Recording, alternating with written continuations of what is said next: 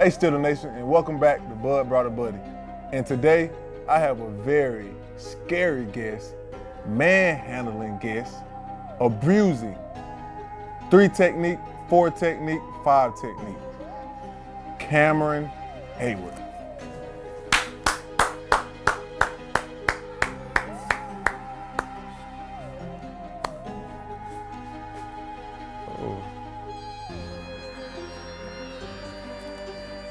I got some stuff to get off my chest. You want to open up? Don't talk about my mistakes. Hey, so you back with Bud Brought a Buddy, and today I brought my buddy, Cam Heyward, under the mask, and he's in Halloween form right now. We all know what he's mad about, so we'll get to that in a little while, but we know what he's mad about, and when that topic comes up, we'll let him address the situation. But I want to thank you for coming on the show today, man. So I know you had a lot of stuff to do. Appreciate it. I had to travel across the world and back, but I had to come back for Bud Got a Buddy, turn this into Cam Caught a Case.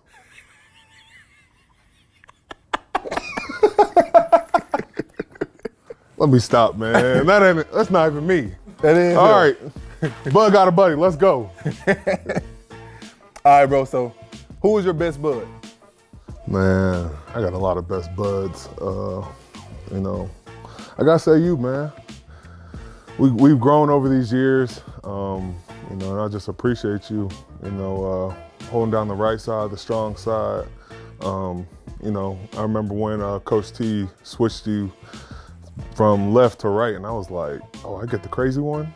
But now, I'm like, yeah, I got Bud on my side, you're someone I can rely on, someone I can beat up and boo-ray, and we have a lot of fun. Yeah, we do. Man, appreciate that, man. Thank you. So who was your most influential bud?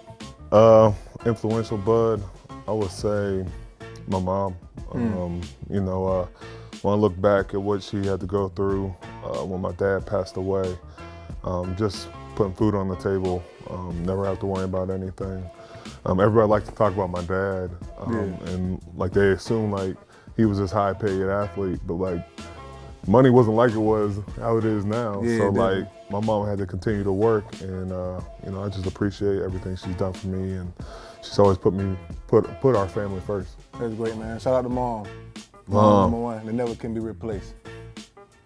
All right, being a captain, talk to us about the responsibility that comes with being a captain on the team. Oh man, I've had to deal with my knuckleheads for a while, but I think being a captain, it's simple to say like, I gotta let my voice be heard, and I gotta make sure everybody follows my way. But I think the thing you gotta learn into being a captain is it's not about what you say, it's what you do. For sure. And you gotta make sure you set the example, but then you gotta have guys who lead as well and let them lead as well, because just being a captain doesn't mean you're the head guy and you don't listen to anybody. It means that those guys believe in you, but you're the guy they look to, but you gotta have other input. I think I've had to learn that. It's not just my rodeo, it's a group of guys that want to lead, and I just want to steer them in the right direction. Man, that's great. Unanimous defensive captain decision. It can't be unanimous. TJ's captain too. Both of y'all unanimous. Okay, the moment we've all been waiting for. If you get invited to a state cooking competition, what would you do? A, call Towards help. B, call me to help. C, call TJ to help. You know Or damn well D, I'm not calling TJ to help. Or D, just tell the judges off the dribble that your steak cannot make the cut and it's trash. First of all, it's gonna be E. I'm about to make a better steak than all of them. I'm gonna settle it straight. I got set up last time.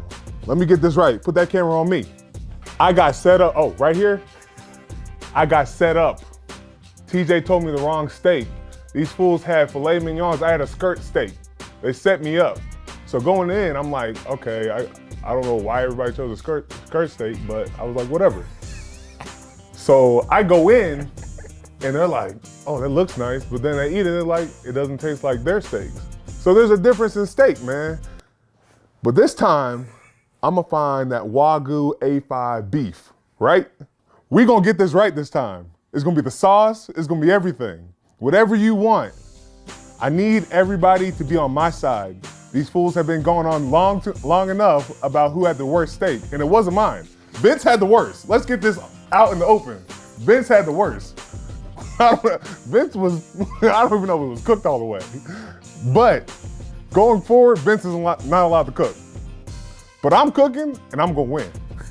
Simple as that. This man just had a whole campaign speech to vote for his steak. Vote for me. Cam Steak 2020. All right, man, I'm glad we got it out of the way. The fans really get to see your side of the story and our side of the story as well. The only side that matters. We all told him ribeye steak or T-bone steak, or strip steak to be. It was a skirt, they set me up. To be real. And TJ even goes, oh, that's like roadkill steak. I'm like, bro, you told me that. I'm like, you really just set me up to lose. Good job. I'm tired of this. TJ. They were scared of me. Good job, baby. They were scared. All right, now we got the state question out of the way. So you being from Georgia, we're both from Georgia, we're both Georgia kids. What's made you choose, University of Kentucky over UGA? First of all, I ain't going to a basketball school. We play real football at Ohio State. When was the last time y'all made the college playoff? What made you go to Ohio State over UGA? Well, sorry about that, guys. Georgia is a good school. I took one of my officials there, but for me, it didn't look good there. And you could attest to that. I think a lot of guys, it's kind of crazy how many guys we had come from Georgia that didn't end up at Georgia. Yeah. But I took an unofficial to Ohio State, but it was a 1-versus-2 game, Ohio State versus Michigan. And I was like, I got to be part of this. This was like prime time. Atmosphere. Yeah, it was everything. And then got to talk to Coach Tress and seeing like that he didn't just care if I was a good football player, he cared if I was a good man. Yeah. And after dealing with him for years, he was a man of his word, and I'm just appreciative I got to be coached by that man. Most definitely. And that's a big thing that when you got kids, you try to think about your school that you want them to attend. You want the coaches to be a person that really try to solidify you not only as a good player, but solidify you as a good man as well. And I also had 2 coaches in my time during school, Coach Stoops and Coach Joker Phillips, who also instilled me being more of a man and changing the person that I was, and just grooming me to be the best I can. Wait. So why did you go to a basketball school?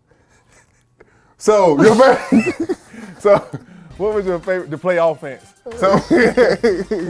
So what's your favorite thing about Pittsburgh? You've been in Pittsburgh in the city for a while now. You well known around the community. A lot of people gravitate towards you in the city. Mm-hmm. What is your favorite thing about the city of Pittsburgh? Well, I was born here, so when I got a chance to come back here, being around my family, my grandma, my aunts, my uncles, it's meant the world. My cousins, just being around them has meant the world. I've always loved being in Pittsburgh. I grew up going to the Pittsburgh Zoo. That was like my favorite place growing up. Because I'm a monster and I'm an animal, and I like to be around a lot of animals, and it's just what I do. Which animal would you classify yourself as? Man, it all depends on my mood. I could be that lion when I wake up, or I could be that bear when I go hibernating. Yeah. Man, I would probably just say I'm a bear. So what if I said like flamingo or something? What would you have done? Can't do that. What if I said elephant or? Wait, that's your elephant sound? Shoot. What sound do an elephant make? See, that was pretty good, right? Nah, that's fine. Hey, I'm about to crepe in here. I got any water?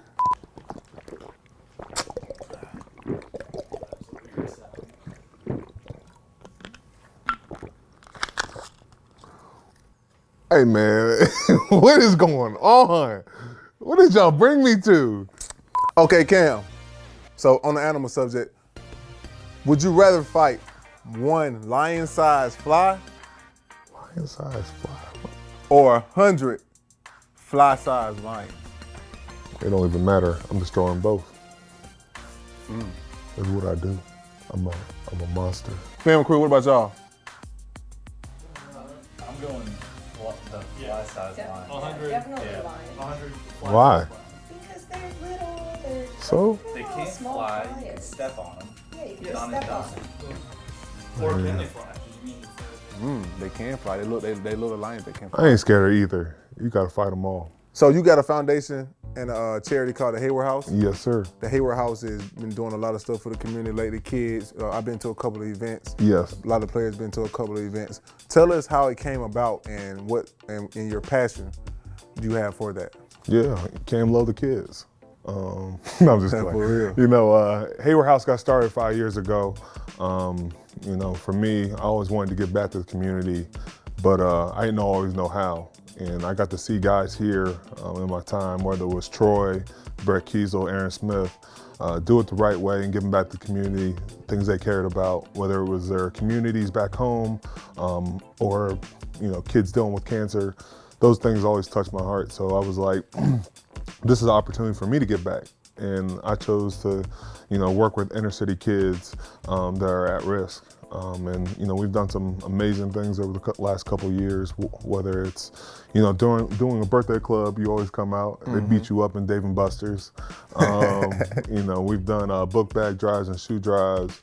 We do a turkey drive. But we started something really cool these past couple years in regards to my dad. Because like growing up, he only had one suit in high school and college. And our main goal was, you know, let's provide suits for young men, whether it's for, you know, prom, job interviews, college interviews, you know, because if you feel good and you look good, you're gonna play good. And so, you know, that's what we've been trying to do. And then in the pandemic, we've done some different drives. We did a bucket drive, a hygiene bucket for each kid at the Boys and Girls Club. My dad grew up going to the Boys and Girls Club, so, you know, we always want to make sure we take care of them as well. That's dope, man. Okay, speaking of kids, you have kids as well.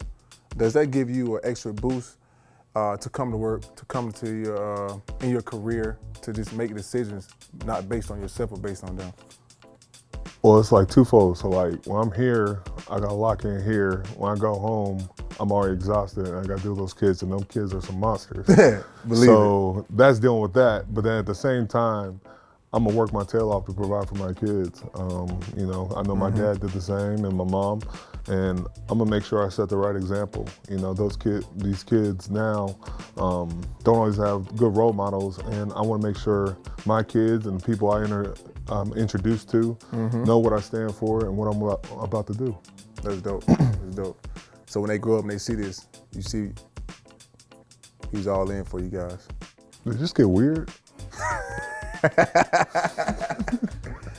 All right, man. Hey, so who was your favorite athlete growing up and why? I'm about to test your Georgia roots right now. Favorite athlete growing up? Favorite athlete? It doesn't have to be football, right? Ah, dang, I wanted to be football, but it don't gotta be football. I'll say my favorite athlete was probably Shaq. You know, Shaq Diesel. You know, when he was with the Lakers, that was my dad and my big brother's favorite team. And so I grew to like them as well. And they won 3 of them back-to-backs. And then he went to Miami, got it off with D-Wade, and they won. And man, I would love to have a personality and, you know, a career similar to his. You know, the championships and the way he's done off the court is pretty spectacular as well. That's great, man. Did you implement your game on him growing up playing basketball? Because you were a standout. Oh, so first of all, Cam was a standout basketball player in high school, AAU. Played with a couple of guys who are in the league right now. In Atlanta Celtics team, he was pretty good. What other AAU team did you play? Georgia Stars, Smyrna Stars. Smyrna Stars. And Team Georgia. Team Georgia. Smyrna Stars were elite as well. Elite. It's definitely. My favorite player growing up was Michael Vick. He was the hope that we had. The hope? I thought I was the hope we had. You were. You know, I remember watching Bud play basketball, and you know, he was very athletic, but you know, he was one of those guys who foul out really quick. You know, he's one of those, Bud, chill out. You know, you go foul out in the first quarter, but you know, he's dunking in warm up, so everything's good. Nah, he for real though. He's straight up. Yeah, man. Hey, 14 points, 20 rebounds, and 5 fouls. That's my stat line. If I don't get 5 fouls, I wasn't playing hard. Ask about me. He was a defensive player and he didn't even know it. Yeah, most definitely. So, since Halloween is coming up, man, what is your favorite Halloween costume? And also, what is your favorite thing to do with the kids for Halloween? Ooh, my favorite Halloween costume. You know, last year we did the Avengers, and so I was the Hulk. But we take Halloween very personal in our house, you know, very serious. This year we're doing Mario Kart. My son's gonna be Mario, I'm gonna be Wario. Gotta wear that yellow, you know, that's what we do. One thing I always enjoy, we carve pumpkins, and mine always falls apart pretty fast. I used to be artistic growing up, but that left mine when I got really good at sports. Nah, for real. So when the coronavirus first came about, they introduced masks. Did your breath stink when you first put that mask on? Did you smell your breath through the mask? Nah. I got that minty fresh. You sure? Yeah, but the real question is, when you got your mask, were you able to put your nose underneath the mask? Nah, I had to ask Terrell, brother. Trey Edmonds. If he has some extra? If he got an extra mask. Nah, man. Okay, so our last question of the day, man. Could you give us a quote or just a saying that someone influential in your life told you that you kind of stick to every day and kind of live your life around? Man, I don't know if anyone's ever really told me any quotes, but there's been a quote I've been listening to lately. One man's ceiling is another man's floor. And I feel like, you know, it kind of pushes me. It puts me in the right mind because I know that I'm not gauging myself on other people. I'm gauging myself off of what I do. For sure. And, you know, you might think your ceiling's there, but I got to make sure my ceiling's above that. And it keeps me hungry and it keeps me humble. That's awesome, man.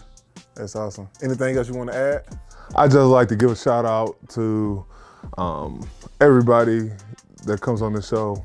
You know, Bud's doing a great job, man. It's pretty special what Bud's doing. But a big shout out to Jensburg. You know, what they're doing right now, check that out.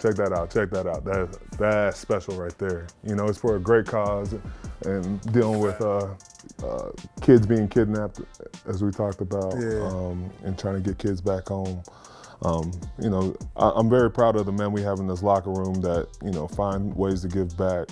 And man, if we can win a Super Bowl, that won't be enough, but having the right people to do it is pretty special.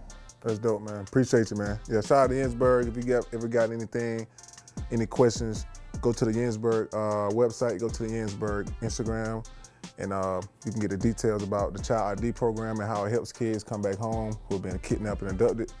And as well, man. Also, I'm gonna give you a silverback shirt to give to your kids. My kids aren't silverbacks yet. What to you? Yeah, my son is already, he's 5 years old, but looks like he's 10. 13. So he, you know. 13. I'm gonna get him in them PG-13 movies already. But nah, man, appreciate you for coming, man. Great time. Yeah. Bud brought a buddy with Cameron Heyward. Part one. This is part one, episode 1, so we jumping him to the front of the line. Yeah. And you know, it's gonna be a good time. See you next week. Yeah, I'll be back at the end of the year.